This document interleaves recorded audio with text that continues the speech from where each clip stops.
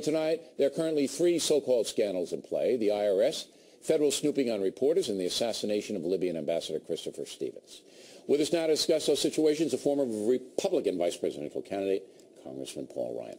Start with the IRS, because you're on the House Ways and Means Committee, so you're going to be investigating this. Yes, that's right. All right, what's going to happen going forward? Okay, there are 4 things we know right now. Number 1, we know that they targeted people based on their political beliefs, not just Tea Party groups, but religious groups as well, that were conservative in nature. Number 2, we know that they were intimidating and harassing donors to these conservative groups. Number 3, we know that the IRS leaked sensitive taxpayer information, which was then used publicly to harass donors. And number 4, we already know that the IRS misled Congress. All right, but you don't know who exactly did it. Our investigators started last week in interviewing and doing depositions. So our investigators started interviewing low-level IRS employees. We're working our way through the system, and we're starting to get the documents. We've requested thousands and thousands of documents, which are now starting to come into the Ways and Means Committee, and we're starting to. So they have to give you those documents. They have to give us. We can subpoena them if they don't. Right. So we will get those documents. But if they defy you, I think people need to know the parameters. Number 1, if they lie to your committee, that's a federal crime. That's right. Right. That's right. Number 2, if they don't hand over, they being the IRS, the Internal Revenue Service, the documents that you want, that's a crime. Right. And we'll subpoena them in that case if they don't. Okay, but when you say we'll subpoena them, they could say, well, we're not going to do it anyway. That's happened before. Then they can be charged with a crime. That's correct. Okay. So you have a criminal capability here. That's right. Now, you're thoroughly convinced this is just not a Cincinnati deal or a couple of rogue IRS people going... No, that's pretty clear. It's pretty clear that it's more systematic than that. So you got to find out whether it was just contained in the IRS, all right, and this Lois Lerner, she's a big player here, and she's gone, or it was ordered from the White House. I mean, basically, that's what you got to find out. Yeah, we don't know the answer to that, so we're going to let the facts take us there. We're not going to speculate. As you should. We're going to do our job. Right. The legislative branch overseeing the executive branch. This is an arrogant abuse of power. It's really quite by somebody. But by somebody, right. by the IRS for sure. The question is what we do not know and what this investigation will bear out, and that's why we're interviewing all of these various IRS employees, getting the documents. The IG is now doing an investigation. They did an audit. Right. Now they're doing an investigation. That's the Inspector General. Now, Lois Lerner, you know her. She's the one who took the fifth. Yes. Right? Okay. So if you give her immunity, your House Ways community, and say, look, Ms. Lerner, we're giving you immunity. You can't be prosecuted. She then has to testify in front of you. Has to.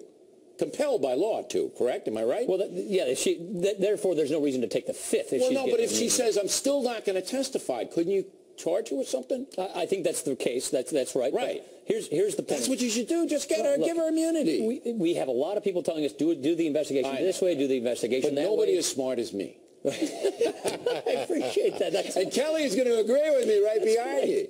All right, okay. But you can squeeze. We're doing this methodically. We're doing this the right way. This is not a partisan witch hunt. This is get to the facts, get to the truth. You have to. And follow the facts. And that's why we're taking this investigation extremely seriously. We're merging 2 different committees. How long is this all going to take? This is going to take months. All right. So the rest of 2013, you're probably... I don't want to put an end date because I don't know where the facts will take us. Holder, you want him to quit? Should he quit? Yeah, look, Jim Sensenbrenner, who's a close friend of mine, one of the giants in the legal community, a member of the Judiciary Committee, called for his resignation yesterday. And so did you after Fast Furious. And so, look, I think when a legal giant like Jim Sensenbrenner, who knows this agency extremely well, says this man has gone beyond the pale of his office, I agree with that. All right. So you think he's going to resign? I mean, I don't know the answer to that. Well, Axelrod said over the weekend, I mean, that's speaking for the president. Yeah, I have no idea if he's going to resign or not. Look, we think what his testimony was before the judiciary contradicted the actions he made, just like the testimony of the acting commissioner of the IRS contradicted what we now know he knew at the time. So we see 2 instances here where people from the administration came and misled Congress.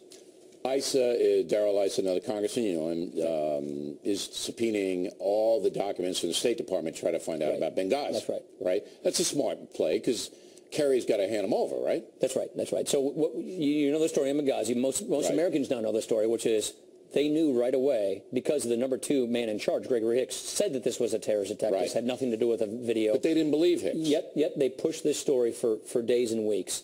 And the question is, who made those decisions? Who made those decisions to mislead the country on these issues? And that's what we have to get to the bottom of. Well, the night of the assassination, and the 3 other Americans were killed as well, President Obama called Hillary Clinton at night. Right. We need to know what that conversation was. That's what an investigation is all about. That's what congressional investigators are doing.